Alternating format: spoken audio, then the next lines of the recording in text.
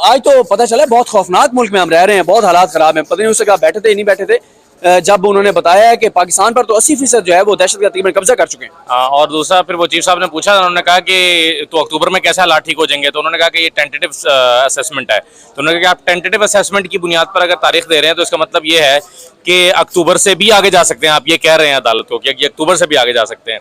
तो ये उन्होंने कहा कि जी अभी तक की जो रिपोर्ट है उसके मुताबिक ये टेंटेटिव है। दूसरा ये है कि कल भी ये नुकता उठा था कि अगर आपने दहशतगर्दी की बुनियाद पर इलेक्शन नहीं करवाने कि दहशतगर्दी हो रही है, इसका मतलब यह है कि आपने सरेंडर कर दिया है और दहशतगर्दों ने अपनी डेट इस्टेब्लिश कर दिया है और आपको इस काबिल भी नहीं छोड़ा कि आप इलेक्शन करा सकें। और ये नुकता आज भी डिस्कस हुआ है। तो इसका मतलब तो ये तासुर तो ये मिलता है। तो ये कल बिल्कुल सही किसी ने, मुझे याद नहीं आ रहा, किसी ने कहा, उन्होंने कहा कि ये तो आप पाकिस्तान के लिए मुश्किलात पैदा कर रहे हैं, फेटफ में मामला जो है वो खतरनाक हो जाएंगे। यानी आप अपने सियासी वजूहात के बिना पर पाकिस्तान को इतनी खतरनाक स्टेट डिक्लेयर कर रहे हैं कि जिसके बाद जो, यानी आप सोचें ना कि ये सुन रहा होगा वो पाकिस्तान में सरमायाकारी लेकर नहीं आएगा, पाकिस्तान में इन्वेस्टमेंट नहीं करेगा, बैरून मुल्क जो पाकिस्तानी ओवरसीज पाकिस्तानी है यहाँ तक कि वो भी अपने पैसे वहाँ पर होल्ड कर लेंगे, रेमिटेंसेज में कमी हो जाएगी। तो आप पाकिस्तान को अगर इतना खतरनाक बता रहे हैं कि यहाँ पर इलेक्शन भी नहीं हो सकते और फिर अक्टूबर तक भी हालात के ठीक होने की कोई इम्कान मौजूद नहीं है, तो ये तो एक खतरनाक सूरत हाल है। लेकिन मेरा ख्याल है इससे बढ़कर जो आज की समात का जो सबसे आप देखिएगा जो ज़्यादा लाउड होकर चीज़ सामने आएगी वो आज मेरा ख्याल है कि एक लड़ाई या तकसीम जो है वो ज़्यादा लाउडली हमारे सामने आई है, क्योंकि ये पहली मरतबा है कि जजेस ने बैठ कर, यानी पहले भी हुआ होगा लेकिन रिसेंट पास्ट में हम देखते हैं कि जजेस ने बैठ के एक दूसरे को जवाब दिए हैं। एक ने सवाल उठाया, दूसरे उसका जवाब दिया। काजी फैसल साहब के केस में भी हुआ था, क्योंकि उस वक्त एक मौके पे इतनी लड़ाई बढ़ी कि जजेस को उठ के जाना पड़ा था। आपको याद आ गया होगा जब जस्टिस मकबूल बाकिर साहब और सज्जाद अली शाह साहब के दरमियान हुआ और उठ के फिर बेंच को जाना पड़ा। बिल्कुल ये हुआ था, लेकिन बहरहाल अब देखें 4-3 और 2-3 वाला मामला जो है ना, देखिए वो तो अब जब इलेक्शन कमीशन ने कह दिया है, मतलब मुझे ना वो इससे एक बात याद आ गई। एक बार अजमत से शेख साहब एक केस सुन रहे थे, किसी की जमानत का केस था, तो उसने कहा जी मैं लाहौर हाई कोर्ट में गया हूँ और उन्होंने मेरी जमानत की दरखास्त मुस्तरद कर दी है। उन्होंने कहा था अगर तुम्हें लाहौर हाई कोर्ट से भी जमानत नहीं मिली ना, तुम्हारी जमानत फिर नहीं बनती। तो अगर मंसूर अली शाह साहब और जमाल खान मंदोखेल साहब का दावा इलेक्शन कमीशन ने मुस्तरद कर दिया है, तो फिर बाकी तो फिर आप खुद ही, वो अगर उन्होंने ही समझा नहीं है, अगर इलेक्शन कमीशन कह रहा है जनाब हमने तो यही समझा है, हमारे समझने में गलती हो सकती है मगर हमने तो यही समझा है कि 3-2 का फैसला था क्योंकि उसमें लिखा हुआ है। तो ये बात, लेकिन ये बहुत खतरनाक आज काम किया है इलेक्शन मुलतवी कराने के लिए, पाकिस्तान के मुस्तकबिल के साथ जो है वो खेल रहे करेंगे। सबसे पहली बात तो यह है कि जस्टिस मंसूर अली शाह साहब और जस्टिस जमाल खान मंदोखेल साहब का जो दावा है, उस दावे को इलेक्शन कमीशन ऑफ पाकिस्तान ने भी मुस्तरद कर दिया है। इन दो मोअज़्ज़ज़ जजेस का इख्तिलाफी नोट में ये दावा है कि इनका फैसला जो है वो 4 का है, उन 2 को भी शामिल किया जाए जो बेंच में ही मौजूद नहीं थे। तो इलेक्शन कमीशन ने भी इन 2 जजेस के इस दावे को मुस्तरद कर दिया है कि ये 4-3 का फैसला है। इलेक्शन कमीशन ने कैटेगोरिकल कहा कि हमारे सामने जो फैसला है उसमें कैटेगोरिकल ये लिखा हुआ है कि ये 3-2 का फैसला है, तो इसलिए हमने उस पर अमल दरामद किया है, हमने तो तारीख दे दी है। और इसमें जो जस्टिस मुनीब अख्तर साहब हैं, क्योंकि जमाल खान मंदोखेल साहब ने आकर कहा, खासे दबाव में लग रहे थे जमाल खान मंदोखेल साहब, क्योंकि कल उन्होंने एक ऐसी बात कर दी थी जिसके बाद वो पूरा बयानिया जो बना था वो सारा आपको पता है कि बर्बाद हो गया था। जो जमाल खान मंदोखेल साहब ने कल कह दिया था कि 4-3 वाला मामला हमारा अंदरूनी मामला है। आज जमाल खान मंदोखेल साहब ने एतराफ तो किया कि उन्होंने ये बात कही थी कि उनका अंदरूनी मामला है, लेकिन उसका बैकग्राउंड कुछ और था।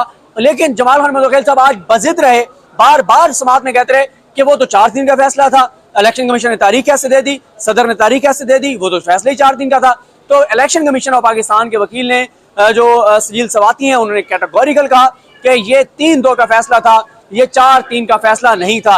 अब आप अंदाजा लगाएं कि एक तरफ हुकूमत जो है, हुकूमत कल आपने देखा अटॉर्नी जनरल ने कहा कि इलेक्शन कमीशन के पास जो है वो कोई मैंडेट नहीं है आईनी और कानूनी तौर पर कि वो इलेक्शन की तारीख को एक्सटेंड कर सकें। दूसरी तरफ आज इलेक्शन कमीशन ने हुकूमत के दावे के ऊपर जो कर दिया, यानी आप ऐसे ये दावे कर रहे हैं इलेक्शन कमीशन और हुकूमत जो एक दूसरे के बारे में खुद ही ये वहां पे गवाहियां दे रहे हैं कि ऐसा नहीं हो सकता। तो बाकी जमाल खान मंदोखेल साहब की बात के बाद चीफ जस्टिस ने कहा कि आप जो पॉइंट एस्टेब्लिश करना चाहते थे आपने कर दिया है। पॉइंट आप ये एस्टेब्लिश करना चाहते थे आप, यानी मीडिया के जरिए, कि वो बहुत परेशान थे मंदोखेल साहब कि मीडिया ने कल जो मेरे रिमार्क्स चलाए हैं तो उस पर खासे वो दबाव में थे और उन्होंने वजाहत की कि नहीं बयानिया वही हमारा मौका वही है कि 4-3 का फैसला था। लेकिन मुनीब अख्तर साहब ने बड़ी क्लैरिटी के साथ ये कहा कि जब 5 जज बैठे थे तो फिर ये मामला जो है वो 7 जजेस कैसे इसको डिसाइड कर सकते हैं। और फिर ऑर्डर ऑफ द कोर्ट जो है, ये बात जमाल खान मंदोखेल साहब ने भी मानी कि जो वो 1 मार्च वाला फैसला है उसके ऊपर 5 जजेस के दस्तखत हैं, तो आप दस्तखत ही ना करते। तो वो बयानिया जो है उसमें जो मीडिया पे देखें, मीडिया पे कुछ और चलवाया जाएगा। आपको पता है इस वक्त मीडिया कंट्रोल्ड है, जो चीज़ें कहलवानी है वो कहलवाई जा रही हैं, जो चलवानी है वो चलवाई जा रही हैं। मीडिया जो 90% आपको पता है कि मैंने जिस तरह के पैसे लगा के, और यहाँ से रिपोर्टर्स कुछ भी रिपोर्ट करें सुप्रीम कोर्ट से, लेकिन उधर से कुछ और चीज़ें भी चल जाती हैं जो भेजी जाती हैं। लेकिन जस्टिस जमाल खान मंदोखेल साहब का जो पॉइंट था, वो बार बार वो चाहते थे कि मीडिया पे चल जाए। वो मीडिया पे तो चला ही होगा, लेकिन उसकी आईनी और कानूनी कोई हैसियत नहीं है, क्योंकि मुनीब खान साहब ने ये कहा कि 2 जज ये दावा कर रहे हैं, जो इख्तिलाफी नोट है उनका, उसमें कि हम 4 थे। तो बाकी कल भी आपको बताया था कि हुकूमत कह रही है कि सुप्रीम कोर्ट से आज या कल कुछ और चीज़ें आएंगी। अब वो चीज़ें क्या हैं, उसके लिए अलर्ट उन्होंने मीडिया को रखा हुआ है कि आप अलर्ट रहें, और जो है वो कोई चीज़ आएगी जो आपने भरपूर चलानी है, चलती रहे। लेकिन ये मामला है। दूसरा जो है वो आज इलेक्शन कमीशन ऑफ पाकिस्तान ने जो रिपोर्ट्स पढ़ी हैं वो बहुत खौफनाक रिपोर्ट्स हैं। वो रिपोर्ट्स पढ़ने के बाद, जैसे अभी बोल पे समी इब्राहिम साहब कह रहे थे कि हम तो इतने डर रहे थे कि पता नहीं यहाँ से सुप्रीम कोर्ट से निकल के अपने दफ्तर तक कैसे जाएंगे। इंटेलिजेंस एजेंसीज की रिपोर्ट के मुताबिक पाकिस्तान इस वक्त दहशतगर्दों के उसमें हसार में है। दहशतगर्द कब्जा कर चुके हैं पाकिस्तान पर। एक तरफ हम दावा करते हैं पूरी दुनिया को हम ये बात बताते हैं कि हमने, हमारे शोहदा ने, हमारे फौज के जवानों ने अपनी जानें कुर्बान की, हमारे सिविलियंस ने अपनी जानें दी, हमारी पुलिस ने अपनी जानें दी, और हमने इन 80,000 जानों की कुर्बानी के बाद हमने किया यह है कि हमने दहशतगर्दों की कमर तोड़ दी है। लेकिन आज जो report supreme court of Pakistan के सामने रखी गई है उसमें बताया गया है कि बहुत खौफनाक हालात हैं, दहशतगर्दी पता नहीं कितनी बढ़ गई है। पाकिस्तान एक फेल्ड स्टेट है, पाकिस्तान एक बहुत खौफनाक मुल्क है, पाकिस्तान रहने के काबिल नहीं है। और ये कहा गया है कि इन्वेस्टर जो है वो अगर यकीन करें जो आज की ये समाअत में जो कुछ बताया गया है, अगर खुदा न खास्ता ये लाइव चल जाता तो पाकिस्तान में एक ऐसा पैनिक होता कि लंबी लंबी लाइनें तो पहले ही लगी हुई हैं कि बाहर जाने के लिए लोग जो है वो पासपोर्ट बनवा रहे हैं, वीज़े अप्लाई कर रहे हैं। लेकिन आज तो सारे रिकॉर्ड टूट जाते जो आज अंदर खौफनाक सूरत-ए-हाल बताई गई है कि कितना खौफनाक पाकिस्तान मुल्क है।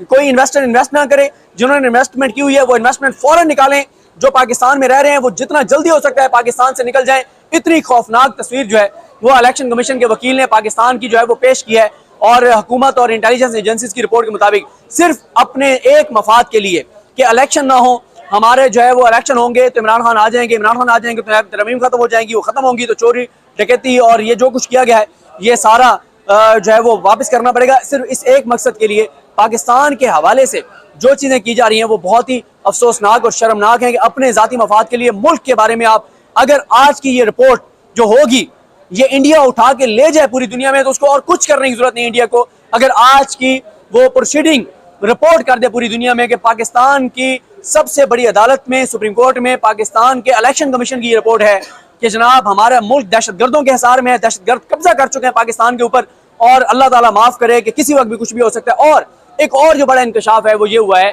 कि 8 अक्टूबर की जो तारीख है वो सरसरी तारीख है, वो फाइनल तारीख नहीं है, वो आगे जा सकती है।